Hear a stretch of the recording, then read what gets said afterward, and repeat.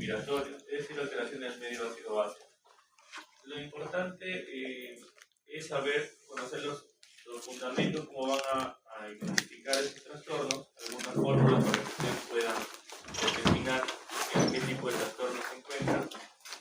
Pero siendo sinceros, igual que les comentaba en el grupo anterior, cuando van a la UCI, por ejemplo, a rotar de otras especialidades, los que están haciendo cardiología, neumología, ¿no? O incluso emergencias, y tocamos el tema de disturbios metabólicos, nos tomamos todo un día para hacer, bueno, una sesión completa para hacer un taller. Y con el taller recién uno puede fijar bien estos conceptos, ¿no? Les damos exámenes de AGA, casos clínicos, y aún así créanme que por ahí no todos salen pues al 100%. Entonces hacer una clase de pregrado en realidad no va a ser tarea tan fácil. Sin embargo, hay, por decirlo de una manera, hay términos muy claros que tienen que tener en cuenta. Primero, en cuanto a la gasometría arterial, nosotros sacamos un trastorno de ácido base, pero ¿cómo lo vamos a identificar? Con una gasometría arterial, ¿cierto? Para tomar el examen de LAGA, nosotros tenemos que sacar una muestra de una arteria, ya sea una arteria radial, cubital, umeral o inguinal, la que ustedes prefieran. Lo indicado es primero la parte más fácil porque se puede palpar. Yo les digo ahorita a todos, pálpense el pulso. Yo creo que todos van a poder palparse, ¿no? O hay alguno que no siente su pulso. Estaría muerto, creo, no sentiría su pulso. Pero a pesar de que puedes sentir tu pulso, al momento de pulsar a un paciente, probablemente sientes que está el pulso y no lo vas a encontrar. Entonces, amerita destreza, ¿no? Y eso de estar intentando, a veces lesionamos el vaso y podemos comprometer la circulación. Si lesionamos la arteria, probablemente la otra arteria, la cubital, la radial, la va a compensar. Entonces va a mantener el flujo sanguíneo. Pero se imagina si esta arteria de este lado está dañada, comprometida por algún trombo o alguna lesión de un AGA. Intentaron varias veces acá y lesionaron esta arteria. Ahora voy a intentar en el otro lado y voy a dañar la otra arteria. Entonces la circulación se va a ver comprometida y puedo hasta necrosar o hacer una isquemia en la arteria. Por eso es que lo primero que se debe de hacer de manera ideal es una maniobra que es la maniobra de Hallen. ¿Qué consiste esta maniobra de Hallen? Ustedes van a palpar ambos pulsos y van a presionar, de tal manera que ya no va a haber irrigación en ese momento. Después vamos a soltar y va a llegar la circulación nuevamente. Quiere decir que la otra arteria está compensando. Pero ¿qué sucede si tú sueltas un lado y no recuperas la circulación? Lo más probable es que está bloqueado o está lastimada esa arteria. Entonces no se debería hacer un AGA arterial si a la maniobra de Hallen pues, notamos que no hay una circulación. Esto no va a ser pregunta de examen, pero sí les explico para que en algún momento cuando ustedes hagan su internado y les digan saque un AGA, primero verifiquen que hay una buena irrigación de la AGA. Porque si no, van a punzar, obviamente dice saque un AGA, se van a ir y van a sacar un AGA, pero de repente van a lesionar. Entonces, si ven que hay un compromiso, se van a la otra mano o se van al número, al final, donde ustedes prefieran. Entonces, primero el test de Hallen. Una vez que sacan su AGA, su muestra de AGA, ustedes van a rotular en el examen de laboratorio 3 valores. ¿Cuáles son?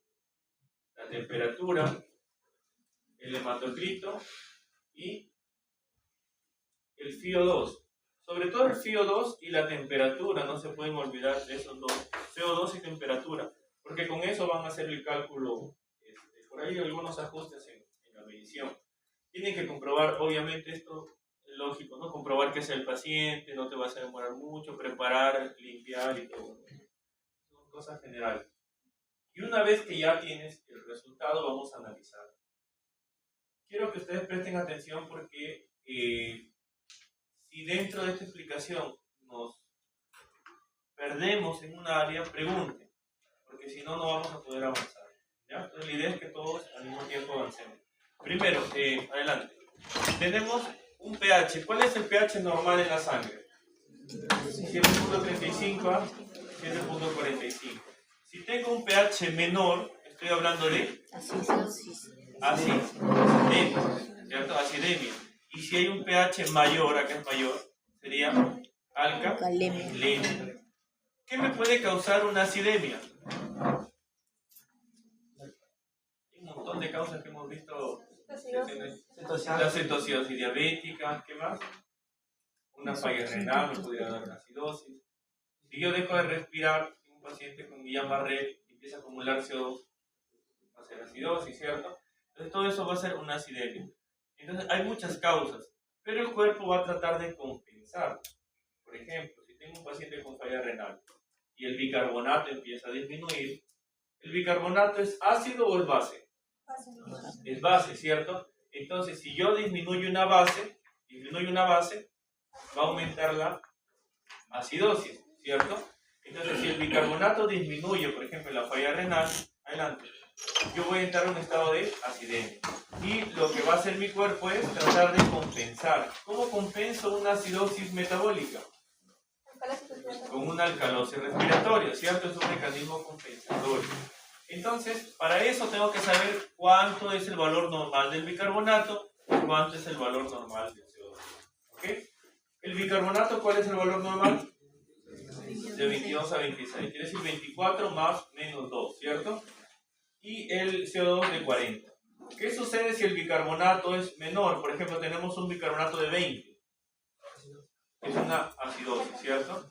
Pero tengo que ver el pH, obviamente, ¿no? Tengo que ver el pH, y si el pH está bajo y el bicarbonato está bajo, entonces quiere decir que hay una acidosis, ¿cierto? Y es de tipo metabólico, porque estamos hablando del bicarbonato. Lo que tiene que ver con el bicarbonato como trastorno primario es metabólico. Si el trastorno primario tiene que ver con el CO2, es respiratorio. Hasta ahí creo que todo está claro. Y ahora vamos a poquito a poquito aumentar el nivel. Primero, si el bicarbonato está bajo, entonces hablamos de una acidosis respiratoria. Y si es lo contrario, si está alto, estamos hablando de una acidosis metabólica y acá una alcalosis metabólica. Y si es un CO2 alto, es una acidosis respiratoria, y si es bajo, una alcalosis respiratoria. Ahora, ¿qué sucede? O mejor dicho, ¿qué causa me puede tener una acidemia? ¿Qué me puede causar acidemia? Primero, o puede aumentar el ácido, o puede disminuir la base, ¿cierto? ¿Qué ácidos me pueden causar una acidosis? Por ejemplo, a nivel respiratorio, el CO2, ¿cierto? Y a nivel de las bases, ¿qué me puede disminuir para generar una acidosis metabólica? Ya lo hemos dicho, el bicarbonato, ¿cierro? Y acá sucede lo contrario, ¿no? En la acidosis hay una disminución de ácidos en el calemio, que va a generar una alcalosis respiratoria y un aumento de base y la alcalosis metabólica. El mecanismo compensatorio, como les mencionaba, si aumenta el CO2, va a generar una disminución del pH. Un ejemplo de acidosis respiratoria. ¿Qué me puede causar un aumento de CO2? Si yo dejo de respirar ahorita, no le hipoxemia. Si yo dejo de respirar, no voy a ventilar. Y si no ventilo, no elimino CO2 y se va a acumular. ¿Qué me puede causar una hipoventilación? Bueno, un paro puede ser, pero ¿qué me puede generar de manera lenta una hipoventilación? Un EPOC, y el EPOC va a ser crónico, es decir, son pacientes que son retenedores de CO2, ¿cierto? Un asma, sí, pero también puede hablar de una crisis asmática. En el momento que cerró el pecho y el paciente es retenedor de CO2, sí, probablemente está acostumbrado, pero entró una crisis. Y en esa crisis va a aumentar más el CO2. Entonces estamos hablando de una acidosis en ese momento respiratoria aguda. Mientras su cuerpo lo compensa cuando es crónico, también va a ser un momento agudo. El EPOC se puede exacerbar y me puede generar un CO2 aumentado. Imaginen un paciente con Guillain-Barré que tiene un compromiso respiratorio. Sus pulmones están bien, problemas mecánicos. Entonces va a hipoventilar poco a poco hasta que aumente el CO2 y obviamente hay un fracaso respiratorio, ¿no? Va a haber una acidosis. Otra causa, una miastenia grave. La miastenia puede llevar a una crisis y también puede haber un problema.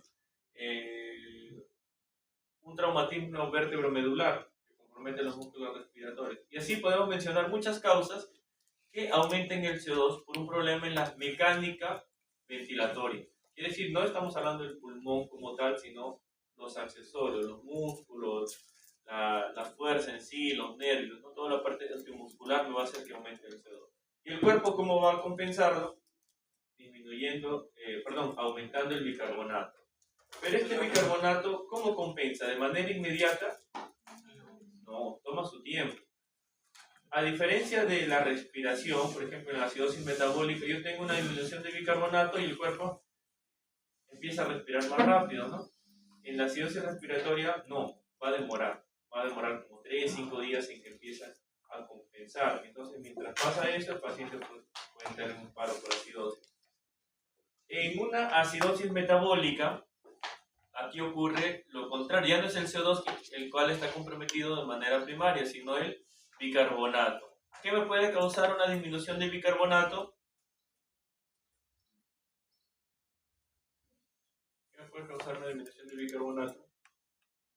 Le mencioné hace un ratito. Pero por una falla renal.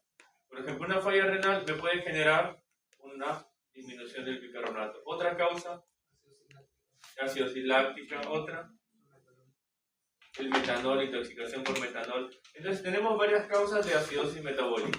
La acidosis metabólica se va a caracterizar porque primero disminuye el bicarbonato, obviamente va a entrar en acidosis y el cuerpo va a querer compensar hiperventilando. Y el hiperventilar va a disminuir el CO2. Hasta acá creo que está claro. Ahora, ¿qué sucede si este paciente que tuvo una intoxicación por etanol, que hizo una acidosis metabólica y que de manera inicial está compensando, hiperventilando, se llega a cansar? Él quiere respirar 28, 30 veces, 32 veces, pero ha estado así 3, 4, 5 horas en emergencia, sigue sentado, hasta que ya no da más y se agotó, empieza a respirar menos, 20, 18, 16, está cansado. ¿Qué sucede con su CO2? ¿Va a disminuir? Ya no, va a empezar a retener el CO2. Y el trastorno primario, que era la acidosis metabólica, ahora se le suma otro trastorno, que sería una acidosis de tipo respiratorio. Entonces tenemos un paciente con un trastorno mixto. ¿Hemos revisado hasta ahorita algún valor, algún ejemplo? No. Solamente con ejemplo de casos clínicos estamos determinando un paciente que puede hacer una acidosis metabólica como trastorno primario y está haciendo un trastorno mixto y está haciendo parte de una acidosis respiratoria. Pero para esto después les voy a enseñar unas fórmulas para que ustedes puedan calcular el CO2 esperado. Y con el CO2 esperado ustedes van a ver un valor que está mayor o menor y van a poder llegar a la conclusión si hay un trastorno mixto o no. Ahora, en la alcalosis de tipo respiratoria, por ejemplo el CO2, ¿qué me puede llevar a que un paciente empiece a hiperventilar y que disminuya el CO2 de manera primaria? Ya puede ser, porque poco oxígeno empieza a hiperventilar. Algo que es bien frecuente en emergencia y que no es una emergencia como tal, y les mencioné creo alguna vez, las pacientes conversivas. Ellas vienen, fuerte el aire, no puedo respirar, ventilan y tú ves todos normales en su radiografía de tórax normal. Hace poco llegó una paciente que hasta le engañó al neurólogo, o sea, el neurólogo vino y dijo, bueno, pues está convulsionando, empezó a hacer este tipo de movimientos. Y la pasaron a UCI de la clínica porque en clínica tampoco te puedes dar el lujo de decir no es, ¿no? La pasaron, no la intubaron porque ahí tenían sus dudas. Y yo la vi y dije, la encontré conversando, tranquila, y me senté, así como 40 minutos, o sea, ella no se había dado cuenta que yo había llegado, hice mis papeles, todo. Y ahorita me acerqué, yo, ¿cómo estás? Y empezó, me siento mal, no sé qué tengo, no siento mis pies. Y le dije a la enfermera, pásale un bolo primero, tranquiliza porque esté desalegada. Puso un poquito de sedación, se tranquilizó y le digo a la enfermera, prepárame un ventilador, un tubo que le pidan, un tubo 7.5, voy a intubarla ya porque, prepara porque si convulsiona, yo le intubo. no va a hacer daño cerebral, empecé a meter flor. ¿Ustedes creen que convulsionó? En todo el día se sanó, no convulsionó, aparentemente sintió mejor. Pero les digo esto porque a veces los conversivos llegan a engañar tanto. Cuando el llegó el neurólogo, le digo, no, es un conversivo, no sé por qué no pasaba videcitos, pero tenían la duda, que no sé. Al final le ideal. Y no convulsionó, o sea, al final vienen con crisis bien marcada de hiperventilación, que le falta el aire, y van a barrer el CO2, puede ser por un trastorno de ansiedad, una crisis aguda, lo que sea. ¿Y qué van a hacer con el cuerpo? Va a empezar a compensar. Entonces, como están varios días así, el bicarbonato va a empezar a disminuir. Si ustedes pueden ver, en alcalosis, el bicarbonato está bajo, entonces se pueden confundir. De repente ustedes lo ven sin saber la historia y ven que el bicarbonato está bajo, y lo primero que van a pensar es un bicarbonato bajo, un CO2 bajo, van a pensar en una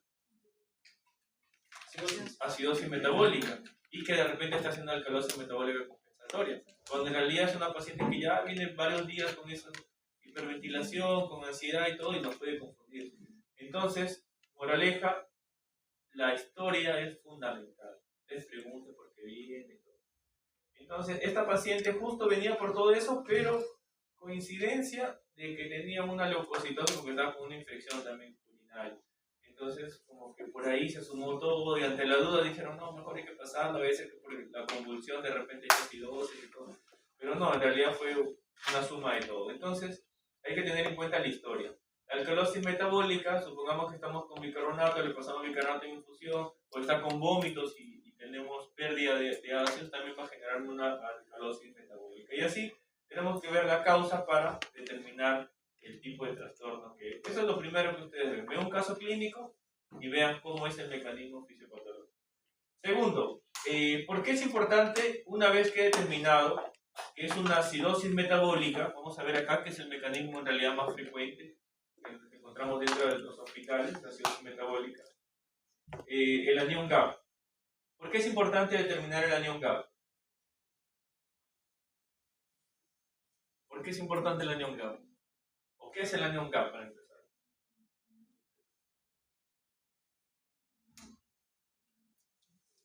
Están muy calladitos hoy día, ¿no? ¿Qué es el anión GAP?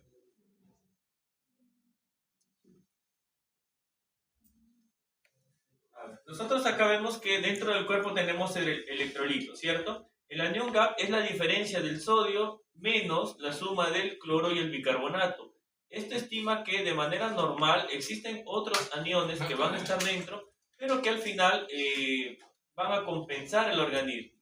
Sin embargo, cuando este valor del anión GAP es mayor a 12, porque lo normal es de 8 a 12, si es mayor, estoy hablando de un anión GAP elevado. Quiere decir que existen otros aniones, fosfatos, sulfatos, entre otros, que van a aumentar el lactato, por ejemplo, ¿no? Que van a aumentar este valor. Entonces, yo ya puedo determinar por ahí la causa. Tengo un paciente con acidosis metabólica, veo que es un anión GAP normal o si es un anión GAP elevado. Si es un anión GAP elevado, voy a buscar las causas. Y acá tenemos, ¿no? ¿Cuáles son las causas del anión GAP elevado? Tenemos que ver si son exógenas o endógenas, y si está normal, puede ser por pérdidas de bicarbonato, ¿no? Por ejemplo, acá, si tenemos el anión GAP, acá tenemos, si va a estar elevado porque de causas endógenas o exógenas. Endógenas, la cetoacidosis diabética, la hiperlactacidemia, la uremia, o exógenas como el salicilato o el alcohol. Por ejemplo, un paciente que viene a la emergencia con trastorno del nivel de la conciencia, ha estado previamente en estado etílico y con mal patrón respiratorio, no orina, lo ingresan al ventilador porque obviamente está con un grado, supongamos, de 6, viene, lo intuban, le hacen un GAGA y encuentran que está con una acidosis metabólica, un pH 7.10 y un bicarbonato en 6. ¿Qué están pensando? Bicarbonato en 6, pH 7.10, es una acidosis de tipo metabólica. Ahora, la siguiente pregunta es, ¿esta acidosis metabólica qué le causó el trastorno del estrés? No sabemos, pero por ahí ya hay sospechas porque tiene un estado etílico y todo. Entonces, si pensamos que es una intoxicación por etanol, que está causando falla renal, causa ceguera, entre otras cosas, entonces yo voy a ver un anión GAP elevado, ¿cierto? Un anión GAP elevado. Entonces ahí voy a ver acidosis metabólica con anión GAP elevado. Y en el caso de que el anión GAP esté normal, supongamos tú le sacas un anión GAP, el paciente viene en estado etílico, pero su anión GAP está normal. Está acidótico, sí, pero está normal. ¿Qué pasó? De repente estuvo tomando y lo accidentaron, un accidente, se tequió. Entonces es otra causa. Ya no es una intoxicación por etanol, de repente es otro. O se peleó estando borracho, lo golpearon, hizo un TEC. Entonces ya no es un anión GAP elevado, yo pienso en otras causas de repente, ¿no? Y así, es un ejemplo nada más. Entonces, por eso es importante ver el anión GAP. En el caso del anión, una cetoacidosis diabética también, ¿no? Viene un paciente con, de repente, diabetes mellitus, con los criterios de acidosis, justo es dentro de los criterios, ¿no? Los cuerpos cetónicos y todo. Y esos cuerpos cetónicos van a aumentar la brecha, pero es un anión GAP positivo, ¿cierto? Ahora, en cuanto al anión GAP normal, con potasio bajo, podemos ver si el daño es renal o extrarrenal. Extrarrenal es donde perdemos bicarbonato. En el tracto gastrointestinal, ¿cierto?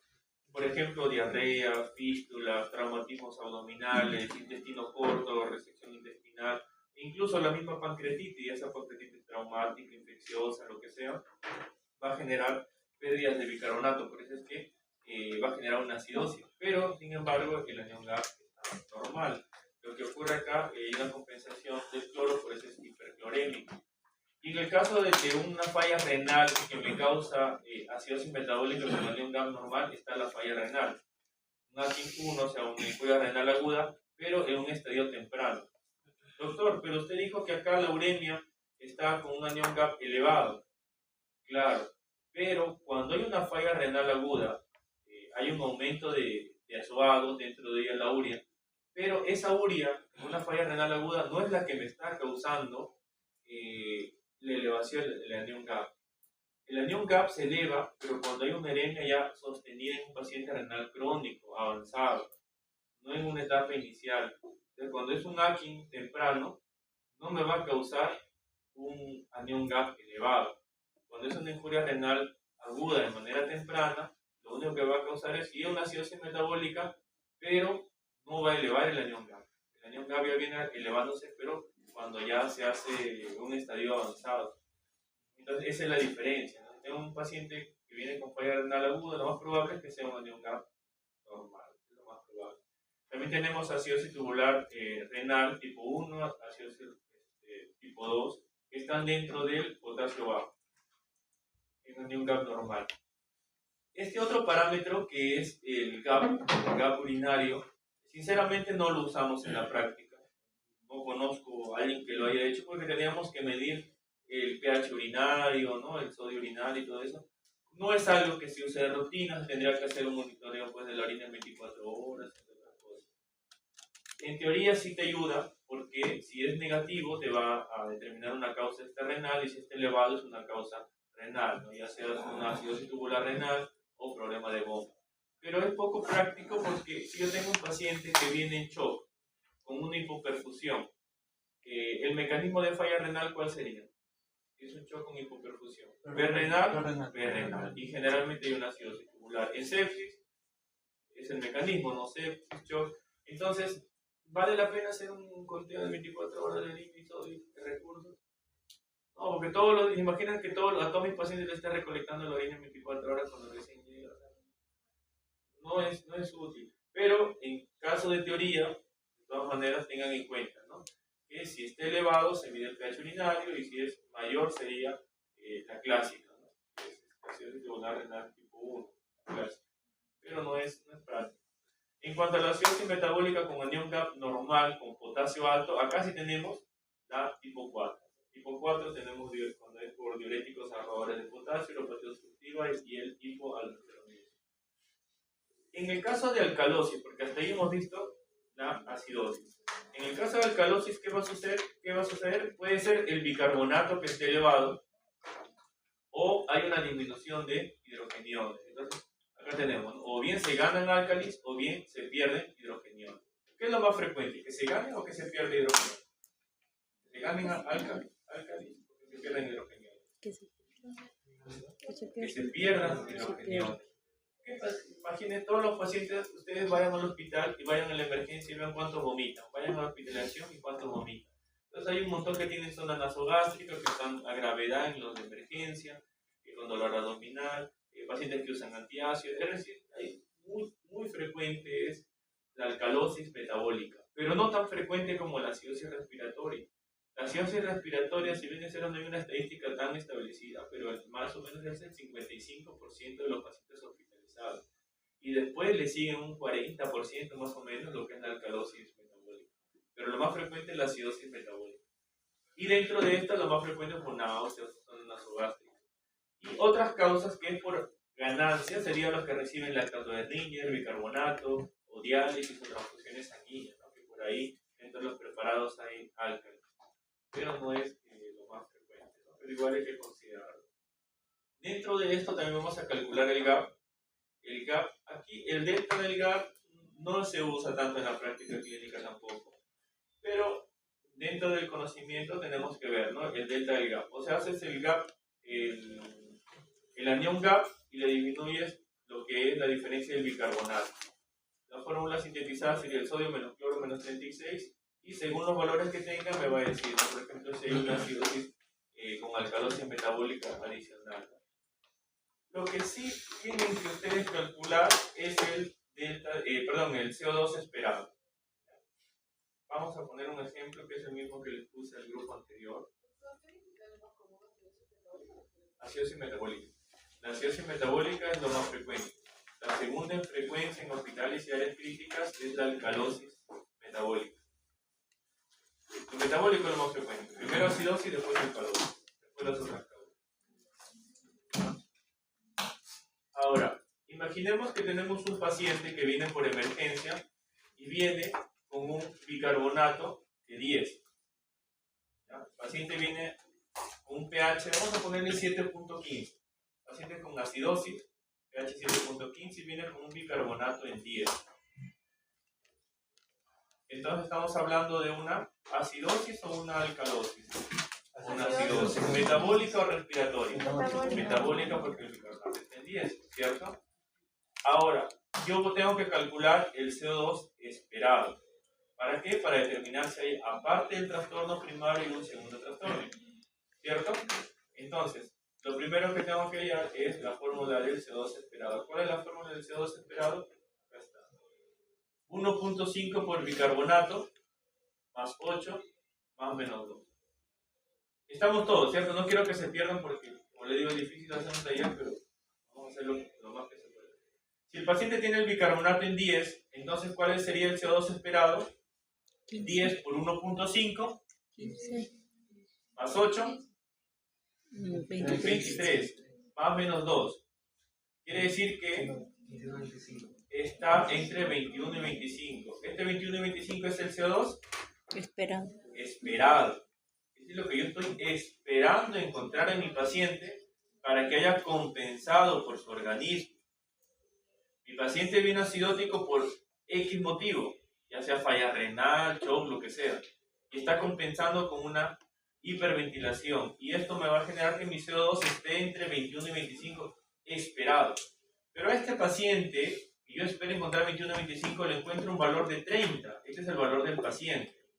Entonces yo digo, ¿este valor es mayor o menor al esperado? Mayor. Entonces, si mi paciente tiene más CO2 de lo que yo espero, es una acidosis respiratoria. Entonces, al trastorno primario de acidosis metabólica le estoy agregando un segundo trastorno, que sería un trastorno de una acidosis respiratoria. Entonces, ¿cuál es el trastorno que tiene el paciente? Tiene un trastorno mixto, una acidosis metabólica más acidosis respiratoria. Ahora, a este mismo paciente le vamos a encontrar un bicarbonato, un CO2, de 18. Habíamos quedado que el CO2 esperado, ¿cuánto era? 21-25. 21-25. Sin embargo, yo le mido y le encuentro 18 en el A. Debería ser 21-25 y yo encuentro menos. Si es menos al rango esperado, sería una Alcalosis. alcalosis respiratoria. ¿Tengo un paciente con un trastorno mixto? Sí, porque está haciendo una acidosis metabólica más una alcalosis respiratoria. ¿Ya? Entonces, es un trastorno mixto. O sea, hay dos tipos de trastornos acá. Y si yo encuentro que está dentro de lo normal, entonces simplemente hay una acidosis metabólica con una, en este caso, pues, compensación, ¿no? Compensada con la parte respiratoria. No hay un segundo trastorno. Yo les puedo preguntar un caso clínico y ustedes con la fórmula, en una acidosis metabólica, ustedes pueden determinar si hay un segundo trastorno. O sea, donde realizar un caso clínico. Les voy a poner un caso clínico. Y si yo he visto que hay otro método de regla de tres. ¿Ya? Si implica si la regla de tres es normal, pero ¿Regla de tres sí? sí. Hay un método así, que me enseñaron en física. No, mándamelo, pero no. Ahora, el ácido base, en ácido base hay tres formas para determinar. ¿Ya? O sea, ¿cómo se puede decir? O sea, tienes que calcular, o sea, te dan una fórmula por cada bicarbonato que se pega. Claro, también. 1.2. Sí. Y al final el efecto de regla de tres. Sí.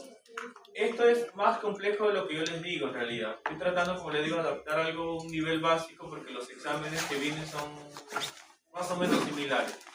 Ahora, por el tiempo también hay una compensación. Si estás dentro de las primeras 24 horas, si pasa más de 3 a 5 días, el factor de relación va a cambiar. Ya no es de 3.5, sino es de 4 o 5. O sea, hay cambios. Pero para hacerlo didáctico y entendible, y encontrar casos clínicos que les preguntan en los exámenes, suele ser así. Calculas el CO2 esperado y ves si hay un trastorno primario o un secundario. O sea, le va a agregar otro trastorno primario para que sea mixto. Otro aspecto importante en la acidosis es el anion gap.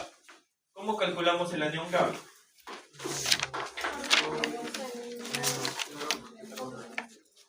Ya, habíamos dicho que es sodio menos cloro menos el bicarbonato. ¿Sí? Ahora, esto ocurre en acidosis metabólica. ¿Sí? En acidosis metabólica. Ahora, si ustedes se dan cuenta, acá hay otra fórmula que es para el anion gap corregido. Si la albúmina es 4, yo diría 4 menos 4, 0 por 2.5, 0. Más el valor del anion gap. Quiere decir que el anion gap no va a variar si yo tengo una albúmina 4, una albúmina normal. Pero si mi albúmina disminuye, me va a dar un falso valor. Y aparentemente el anion gap de repente va a estar normal, cuando en realidad va a estar elevado. ¿Qué hago en estos casos? Tú tienes un paciente, calculas el CO2, digo, tiene una acidosis metabólica y veo el anion gap. ¿Es un anion gap elevado o es un anion gap normal? Si está con un anion gap y tengo la albúmina, lo primero que tengo que hacer es corregir ese valor del anion gap para poder decir verdaderamente si está elevado o no. ¿Me dejo entender? Volvemos al ejemplo. ¿Qué pasa si mi paciente, yo le he calculado un anion gap 8? ¿8 es normal o no? Sí, es normal. Pero ese paciente tiene una albúmina de 3. Tiene una albúmina de 3. ¿Este anion gap es corregido o está sin corregir? Está sin corregir. Entonces, ¿qué tengo que hacerlo? Corregir. ¿Cómo lo voy a corregir? Voy a decir 4 menos la albúmina, en este caso es 3, por 2.5 más el anion gap. ¿A qué es igual? En este caso sería 4 menos 3, 1 por 2.5 sería 2.5 más 8. Entonces sería 10.5. ¿Está normal?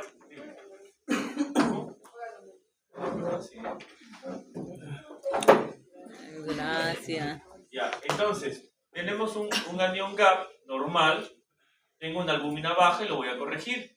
Y voy a ver si está normal, si está normal. Ahora, ¿qué pasaría si este paciente está con una albúmina de 2? Entonces ya cambia la situación, ¿cierto? ¿Cuánto sería acá?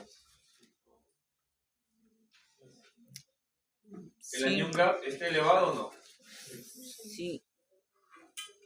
Sí. Anion gap alto, ¿cierto? Entonces, cuando tenemos un anion gap, tenemos que ver si está la albúmina. Si en el ejemplo no nos menciona la albúmina, asumimos que está normal. Entonces, ya no se corrige. ¿Ya? Entonces, eso es lo que tenemos que hacer para calcular los trastornos hidroelectrolíticos. Siempre que te van a poner exámenes es eso, para ver un trastorno primario, si hay un trastorno mixto, para ver el valor del anion gap y nada más. En una falla respiratoria, el mecanismo compensatorio es la parte metabólica que va a demorar. Y el ejemplo es más simple, ¿no? Por ejemplo, tienes un paciente que tiene Guillain-Barré o miastenia grave y empieza a hipoventilar. Un paciente que viene con falla respiratoria tiene un CO2 de 60, ¿no? El paciente con Guillain-Barré con CO2 de 60 y un pH de 7.20. ¿Qué estoy pensando? Una acidosis respiratoria. No hay mucho que pensar en realidad. 7.2.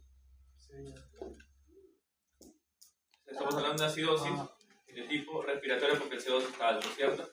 Entonces, cuando esto es un problema respiratorio es fácil de identificar. En el caso de la acidosis metabólica, sí hay que calcular el CO2 esperado, hay que calcular el anion gap y el anion gap corregido para ver si hay algún otro tipo de trastorno. El bicarbonato corregido no se calculó. ¿Bicarbonato corregido? No, tú dices el delta del bicarbonato. Bicarbonato corregido. Y depende de lo que salía, te salía calosis metabólica asociada o metabólica normal asociada. Mira, esta parte, como les digo, ahí es bien complicado porque les complican la vida haciendo un montón de cosas, pero créanme que en pregrado ustedes aprenden lo que les digo y no hay examen que no lo vayan a hacer. Revisen todos sus exámenes y todos los exámenes son bien fáciles. Todas las partes desde que he dado los exámenes del ENAM y todo eso, lo que te preguntan es una acidosis metabólica, calculas los trastornos primarios, si hay una alcalosis respiratoria, si es un trastorno mixto, si es un anion gap elevado o no elevado, y nada más. No se mareen cosas porque si quieren empezar a ver mucho, van a ver la pregunta difícil cuando la pregunta no es difícil. No se compliquen la vida. El carbonato corregido, no lo he visto. Y, o sea, en esos trastornos se corrige algo. No de fórmula, sino en la persona. ¿Le pongo algo? Ya. ¿O no? Hay una última publicación, que es un metaanálisis fuerte, que nos menciona que en un shock séptico con bicarbonato bajo, no me acuerdo el valor ahorita, pero que sí, no disminuye mortalidad, en realidad ponerle bicarbonato, pero sí disminuye tiempo en la ventilación, en llegar a una terapia de reemplazo renal. Es lo único, o sea que justifica porque nosotros siempre damos bicarbonato en una acidosis metabólica y estaba la duda, pero le doy bicarbonato o de frente entramos a diálisis, pero ahora la poca evidencia dice que lo que disminuye es el tiempo de la terapia de reemplazo renal, pero al final va a llegar a la terapia de reemplazo renal. Como es la única ventaja que tiene hasta ahora, después no hay ningún otro tipo de ventilación mecánica, ni estancia en UCI, ni estancia hospitalaria, ni nada. No hay otro. No. Si tienes un paciente, vamos a ver la práctica.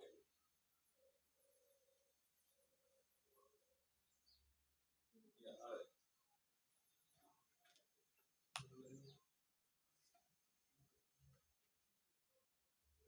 Ya. Tienes un paciente con acidosis respiratoria, tu compensación va a ser la parte metabólica. ¿Lo vas a poder compensar de manera natural? No. La única manera que aumentes la ventilación sería dándole un soporte ventilatorio. Entonces, un paciente con acidosis respiratoria, o le pones un sistema de BNI, un alto flujo, o lo intubas y es que ya no va a poder respirar. Un paciente con Guillain-Barré, con una miopatía progresiva, al final lo tienen que intubar porque no va a poder respirar y está largo tiempo. Tienes un paciente con alcalosis respiratoria, una conversiva o algo, no hay muchas cosas que puede hacer, un ansiolítico, un tratamiento y compensa, ¿no? Nada más. Psicología, psiquiatría, lo que. Si tienes un paciente con acidosis metabólica, hay muchas causas. Entonces tenemos que ver qué tipo de paciente tenemos. Si determinamos que es un paciente con un anión GAP elevado y vemos la causa, en la historia clínica nos va a decir, si es por etanol, tendría que entrar a diálisis, ¿cierto? Entra a diálisis, entra un manejo de soporte, sobre todo soporte. Si el problema es renal, es darle terapia dialítica. Si vino con trastorno asociado, intubación para proteger la vía aérea hasta que salga y despierte. Entonces, es un manejo netamente de soporte.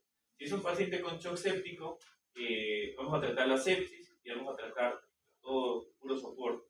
Pero nos ayuda a identificar qué tipo de trastorno es. Si a pesar de que está con el soporte sigue la acidosis, en esos casos vamos a tener que poner bicarbonato o entrar a diálisis. Ahí es donde te decía, en este tipo de pacientes, el bicarbonato no hay una diferencia en mortalidad, pero por ahí hay una ventaja en terapia de reemplazo renal. Eso recién ha salido, bueno, es en este año. Y en alcalosis metabólica es por náusea, vómitos, pérdida de cloro, entonces es hidratante y de hidratación. ¿No? Y entonces, mucho va a depender del manejo. Pero de ahí suplementarlo como tal, lo único es bicarbonato, como te digo, pero en casos severos, ¿no? Menos de 12 bicarbonato, por ejemplo, y tienes que ponerlo. Y lo que te dice en teoría de que pasa una cantidad de bicarbonato en la práctica no es así, porque vas a ver que le puedes pasar un montón de bicarbonato y sigue acidótico, sigue acidótico. Entonces tenemos que compensar con la parte respiratoria. ¿Qué más les podría decir? Para mí no es difícil esto, en realidad, porque es ver nada más, ves tu historia clínica, ves tu conclusión. Es más razonamiento que otra cosa. Solo son dos fórmulas prácticamente, o tres que tienes que aprender, ¿no? Tu PCO2 esperado, tu anión GAP y el otro. Ahora, en cuanto a la parte respiratoria, es otro. Lo que tú mencionabas para calcular, pero se van a confundir mucho. Y al final lo puedes deducir. Si es Guillain-Barré, saber que es un CO2, ¿no? Si es un paciente con EPOC, saber que tiene acidosis respiratoria. No los quiero confundir porque si les voy a meter más, ustedes van a pensar que es difícil cuando en realidad esta es la pepa, digamos. Ahora, en cuanto, hasta ahí creo que los casos clínicos que le pueden venir son esos, ¿no? Paciente con falla renal para que ustedes calculen el grado de trastorno, si es primario o si hay un trastorno adicional. En el caso de una intoxicación por etanol, también para que ustedes calculen el anión GAP, el corregido. Si les pregunto el CO2 esperado, también por ahí, ¿no? Dentro de la forma. Ya, ahora, en la crisis tiroidea. En la crisis tiroidea, independientemente, o sea, lo que es tormenta tiroidea, independientemente de los valores de las hormonas tiroideas, el diagnóstico es clínico. El diagnóstico es clínico. Por eso ustedes acá tienen una escala que es de Bartowski, ¿no?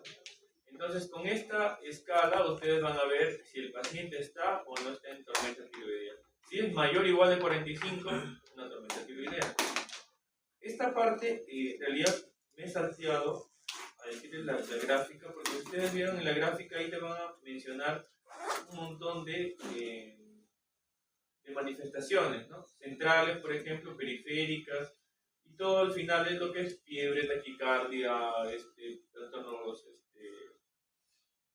de temperatura, ¿no? Todo eso está acá en la escala.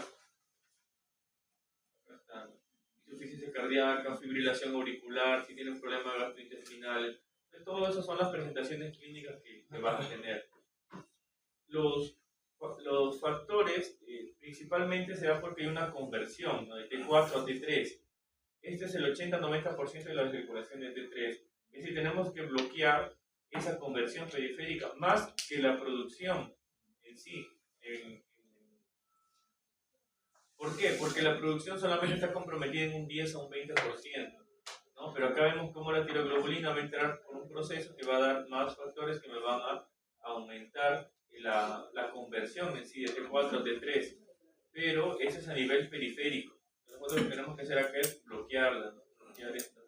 ¿Quién me va a desencadenar esta enfermedad? La enfermedad graves, infecciones, infartos, entre otras. Y esto es algo que tenemos que saber reconocer. Por ejemplo, si tienes un paciente con enfermedades graves, y esto es un caso real, un domingo, ustedes saben que los domingos casi no hay especialistas en los hospitales, es la verdad, ¿cierto? El cirujano de repente está hasta, bueno, ni siquiera viene porque creo que el residente va, ¿no? Va el residente y el endocrino menos. Entonces fue un domingo en la tarde, yo estaba en interconsultas y me llaman, ¿no? El paciente gineco que viene con una tormenta tiroidea probable, me dice, y no tiene, no tenemos endocrino, queremos que lo pasen a UCI. Ya voy a ver. Tenía también por ahí una sospecha de psicosis, de psicosis asociada a la gestación. Cuando vino, la gente verdaderamente estaba con fiebre, tenía como 40 y tanto de fiebre, con trastorno al nivel de la conciencia, y tenía una infección urinaria. Estaba gestando, creo que era entre 28 y 30 semanas. Estaba gestando y tenía un bocio pues, enorme. O sea, tenía una enfermedad grave, con una infección que había desencadenado y lo estaba llevando a una tormenta tiroidea. Domingo, no voy a esperar pues hasta que venga el endocrinólogo el lunes, cuando sabes que esta es una situación de emergencia. Entonces, una vez que reconoces los factores que obviamente y claramente están desencadenando, haces tu escala y calculas, ¿no? En este caso la paciente estaba en tormenta tiroidea. ¿Cuál es el manejo de una tormenta tiroidea? Lo primero es el ABC, igualito que, ¿no? La vía aérea, ver la ventilación, aseguras la circulación. Una vez que ya has hecho tu esquema y ves que necesitas, no tienes que retrasar la medición tampoco. Si bien es cierto le vas a medir todo eso, no vas a retrasar porque la sospecha es clínica. Si estás ante una alta sospecha de tormenta tiroidea con ese antecedente de que tiene una enfermedad grave o algo, no vas a esperar hasta ver el valor. Independientemente del valor, el manejo es clínico, o sea, el diagnóstico es clínico. Entonces se inicia con el tratamiento que vamos a buscar primero, controlar la tirotoxicosis. Vamos a disminuir por un lado la producción y la secreción de la hormona tiroidea. Pero esto hemos dicho que lo que está comprometido es al menos 10-20%. Lo más importante es evitar la conversión, ¿no? La conversión periférica, tenemos que bloquearla. Va a venir con fiebre, va a venir deshidratado, va a venir con vómito, con un montón de cosas, entonces tenemos que manejarla como tal, como shock, con hidratación, ponerle su vía y todo. Y como va a dañar los órganos, vamos a tener que, netamente es un tratamiento de soporte, ¿no? Cardiovascular. Viene con fibrilación, ¿qué vamos a hacer? Manejar la fibrilación, ¿cierto? Si dentro de la fibrilación hace un paro, manejamos el paro. O sea, es manejo netamente de soporte. Y vamos a dar la terapia dirigida contra el evento precipitante. Si hay una infección de fondo, como en este caso que les menciono, tratamos la infección urinaria, tratamos la infección. Y la terapia definitiva va para bloquear, en el caso de bloquear la liberación, bloquear la activación periférica y la circulación terapéutica. Ahora, ¿cuál es el tratamiento? No en crisis tiroidea, no en tormenta tiroidea. Les hago la pregunta en general. ¿Cuál es el tratamiento para una enfermedad grave? Ya, no es metamisol. El metamisol es un antipirético, ¿ya? Porque en el examen hay un montón que no sé si a ustedes también le han dicho la misma pregunta, pero hay un montón que han puesto metamisol. Metamisol no, metimazol o tiamazol. ¿Ya? Tiamazol, metimazol. Entonces, el metimazol es en enfermedades graves, pero hay dos condiciones donde el propiltiuracilo es el de primera elección. En embarazo, ¿en qué trimestre? Primero. En el primer trimestre. Y en tormenta tiroidea. Entonces, si tenemos una tormenta tiroidea, el tratamiento es con propiltiuracilo. Pero ¿por qué no se usa el propiltiuracilo, digamos, de primera intención en una enfermedad grave? Si sabemos que es más potente. Porque también tiene más tasa de complicaciones, mayor tasa de daño hepático. Entonces, no es algo que lo podemos tomar tan a la ligera. Tratamos con metimazol, incluso cuando ya pasamos la tormenta tiroidea, cambiamos de lo que es el propiltiuracilo y pasamos a metimazol. Vuelvo a preguntarle, entonces, en tormenta tiroidea, ¿cuál es el manejo ideal? Propiltiuracilo. Acá sí es propiltiuracilo. Va a bloquear la síntesis de las hormonas tiroideas, va a bloquear esa conversión de 4 a T3 y va a reducir con eso, como dicen, ¿no? Hasta el 45% en 24 horas. Eso es lo más útil en esa situación. Por eso es que vale la pena, o sea, ante el riesgo, una falla hepática, pero el riesgo mayor de la tormenta tiroidea es como un incendio, ¿no? Tenemos que apagarlo lo más pronto posible, entonces tenemos que ver propiltiuracilo. Y si es una gestante del primer trimestre, también. Y si es una gestante del segundo trimestre, y estamos hablando de tormenta tiroidea, con más razón, ¿no? Primero, segundo, tercer trimestre, igual propiltiuracilo. Pero saliendo de la tormenta tiroidea, recién podemos cambiar a metimazol. Pero si estamos hablando de una gestante, no los quiero marear, pero los que me están siguiendo, si estamos hablando de una gestante del primer trimestre, en tormenta tiroidea la elección es propiltiuracilo, primer trimestre. Y si pasamos ya a una mejoría, vamos a continuar con el propiltiuracilo o cambiamos a metimazol. Cambiamos. En el primer trimestre continuamos. Pero si estamos en segundo o tercer trimestre, sí lo cambiamos a metimazol, ¿ya? Por el riesgo de daño hepático. ¿Ya? Entonces, eso es en lo que respecta a propiltiuracilo. El metimazol, como les estaba diciendo, es en el caso de que no se puede usar el propiltiuracilo por algún motivo, que sea alérgico o algo, ¿no? Pero esa es la elección, el propiltiuracilo. Ahora, propanolol, bisoprolol, esmolol. En un paciente asmático, ¿puedo usar propanolol? Ya. No puedo usar propanolol. Bisoprolol sí podría usar bisoprolol, pero su efecto es menor. Y si tengo una gestante, esmolol. Si es una gestante, sí podría usar esmolol. Ahora, no es mi estilo, pero pongamos que el doctor Helsing les pregunte, es más su estilo de Helsing, he visto sus exámenes, les pregunta en caso de una gestante asmática, ¿cuál sería el tratamiento en una tormenta tiroidea?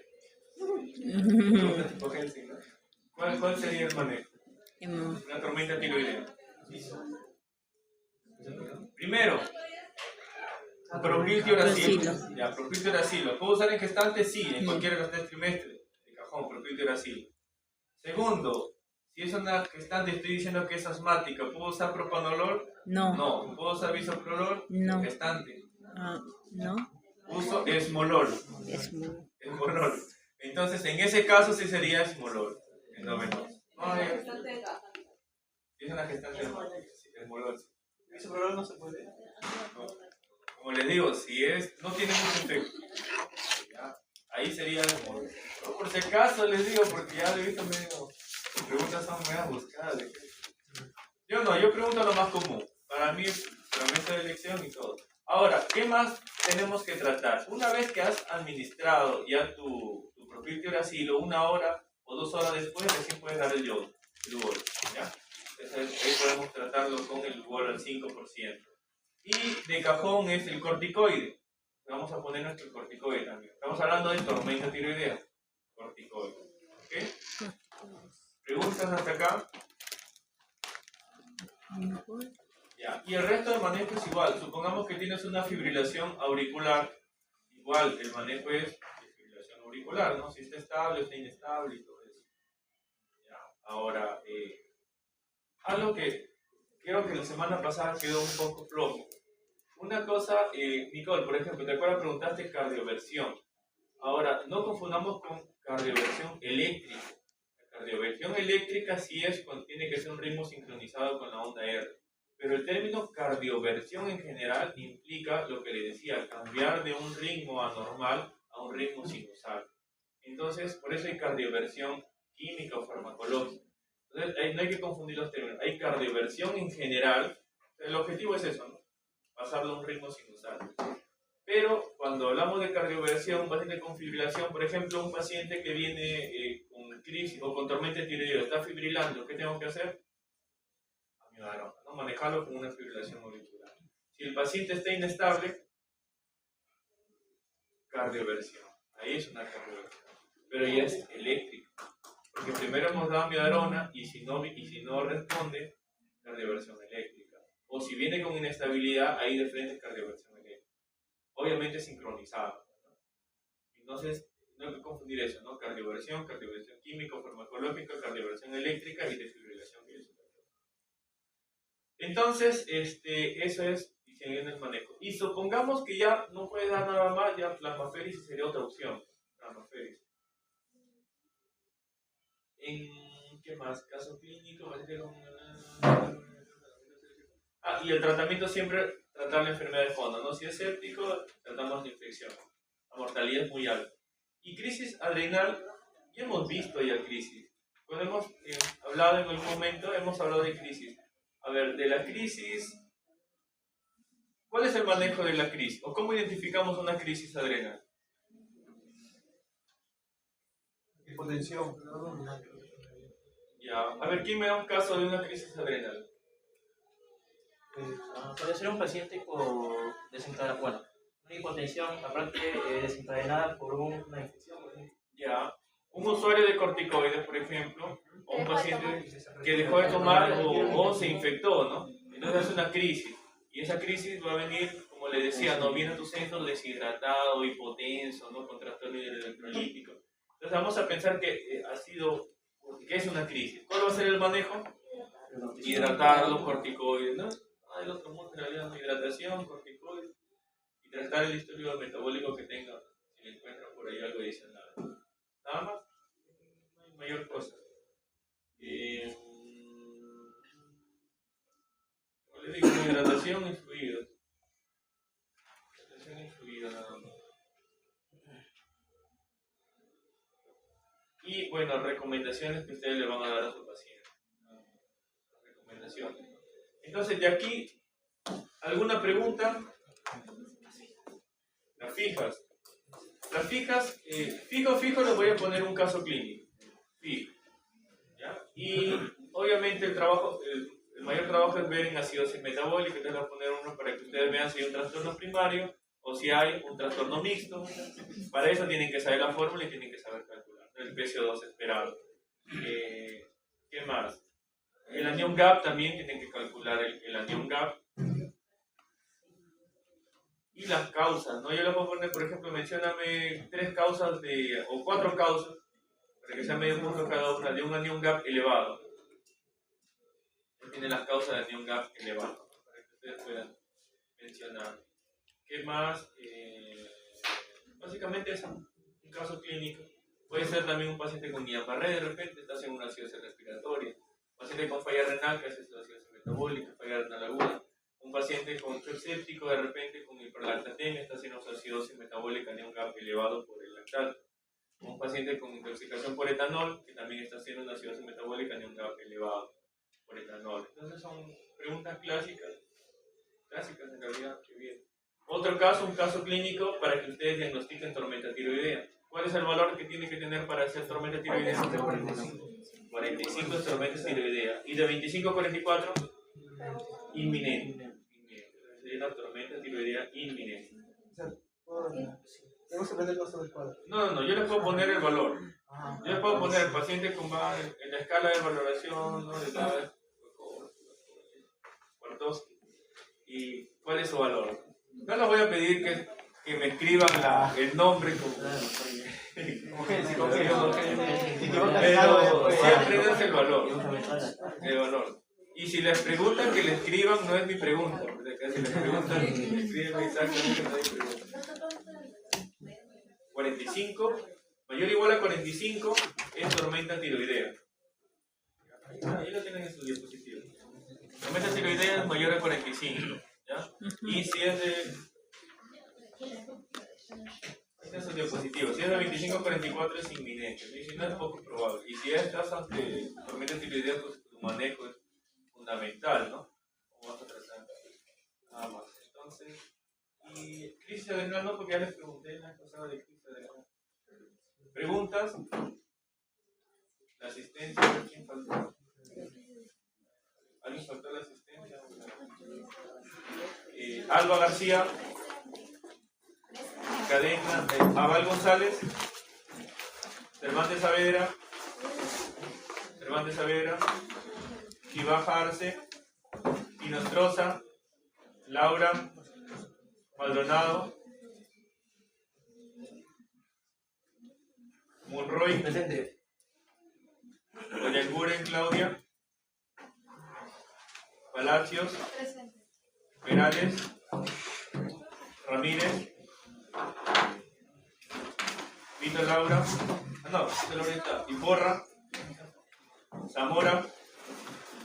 Nadie más falta. En los exámenes de NAM, revisen exámenes de NAM antes de su examen. Esta no le falta, ¿no? Pero igual, revisen porque siempre suelen preguntar estos temas, las ciudades metabólicas, y van a ver que no es difícil. ¿Cuántos antiguos son lo mismo de siempre? No es difícil. Cuando van a la residencia, de residentado, igual tampoco es tan difícil. ¿Ya?